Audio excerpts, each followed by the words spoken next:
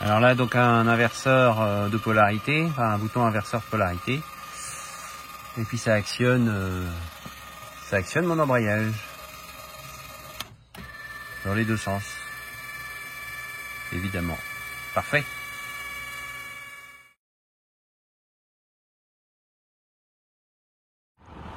Bon, et ben aujourd'hui, c'est plantation de choux-fleurs. On a tous nos petits choux-fleurs qui sont là. Ici, on a AG OpenGPS. Voilà. Qui me donne... J'ai mis la tablette là, comme ça je surveille le GPS d'ici. Donc, et là, j'ai la télécommande qui me permet de mettre l'embrayage en route. Donc, je fais ça, clac. Et puis, dans quelques instants... Si tout va bien, voilà, ça y est, ça commence, le tracteur commence à rouler. Et moi, j'ai plus qu'à mettre les choux dans la machine.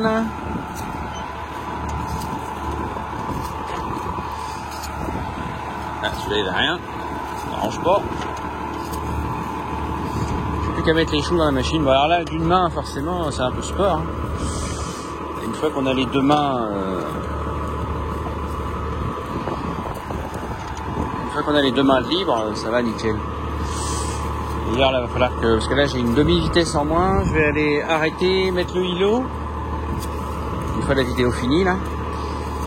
Pour pouvoir aller un petit peu plus vite.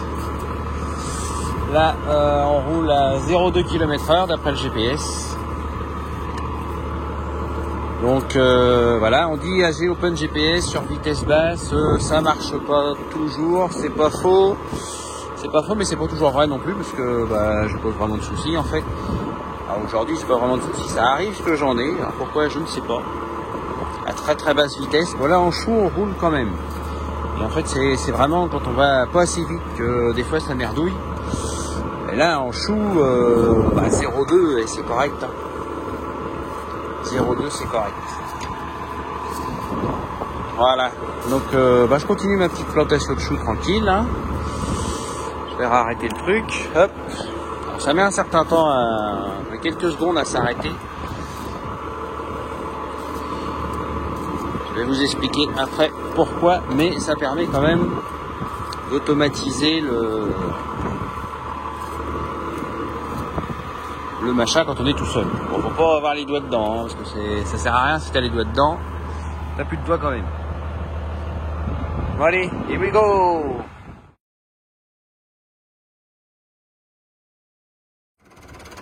Donc récolte des courgettes que l'on a arrosées dimanche. Donc on les passe un peu aujourd'hui parce qu'il y a des corps grossis un peu. Et du coup, c'est Léonie qui conduit. Comme ça, on n'a pas besoin de se porter les caisses.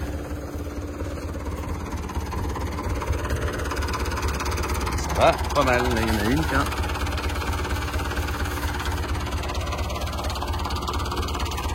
Ça va, Léo?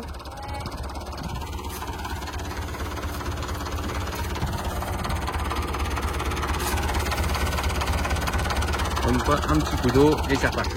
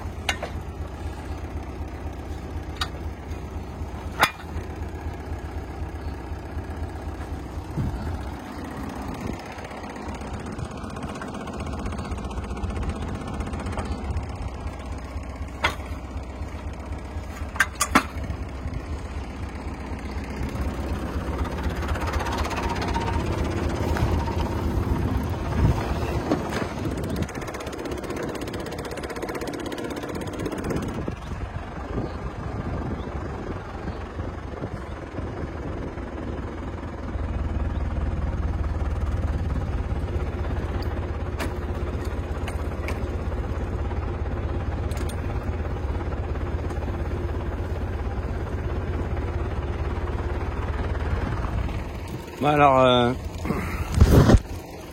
j'ai modifié un peu l'enrouleur, enfin le chariot. J'ai mis un axe ici, pris dans le trou de la fourche, et puis là un ferru. Enfin, c'est une cornière en fait qui l'empêche de se balader, et quand on le tracte, du coup il reste bien en place. C'est plutôt pratique, et puis ça permet d'avoir le truc aligné sans avoir, ça permet d'avoir le chariot aligné avec la roue ici et le tuyau sans avoir un attelage spécifique que j'ai pas envie d'avoir. Donc ça après, hop, je le pose. Voilà, l'idée, ce serait que j'avance. Voilà. Là. Et voilà. Donc quand je veux le reprendre, je le croche dessus. Attends, je vais même être plus malin que ça. C'est que la machine, je vais la mettre là. Comme ça, le prochain coup, je vais le recrocher. Ça va être beaucoup plus simple. Donc là, il va rouler là. Il va suivre la roue, va arroser des haricots qui sont un peu dégueulasses, mais de toute façon, c'est comme ça.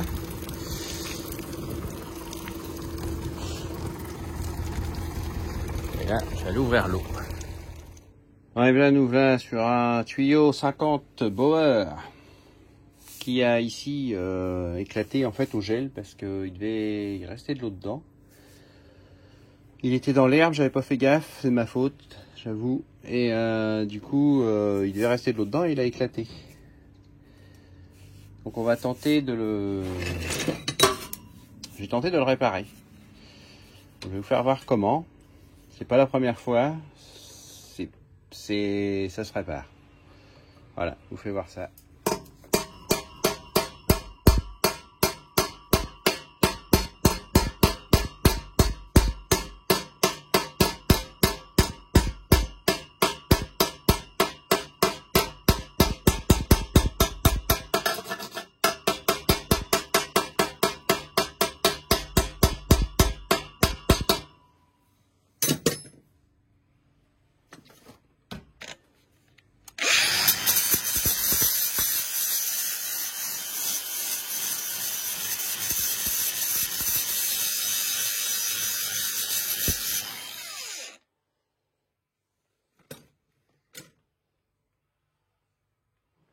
Donc là, j'ai rapproché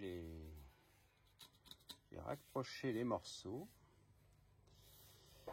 Et puis, alors pourquoi avec une espèce de burin, je sais pas où était le marteau. Donc on rigole pas, hein, c'est interdit. Donc, j'ai rapproché les pots là, enfin les pots, les machins, et puis il n'y en a plus qu'à mettre des strips et puis c'est parti.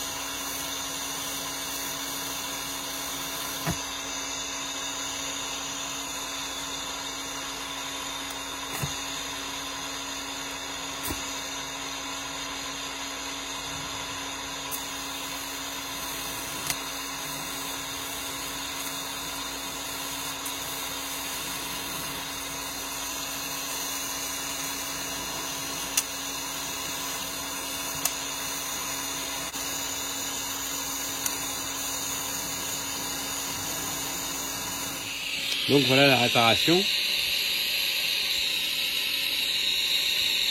Bon, c'est pas un super cordon, hein, on est d'accord, mais ça va pas fuir. Le boulot est rempli, quoi. Pas évident, hein, le galva il fait moins d'un millimètre, à part le TIG, hein, je vois pas ce qu'on peut mettre d'autre. Le mythe peut-être, je sais pas. Sur du galvan en plus. Donc là, ça va quand même pas trop mal.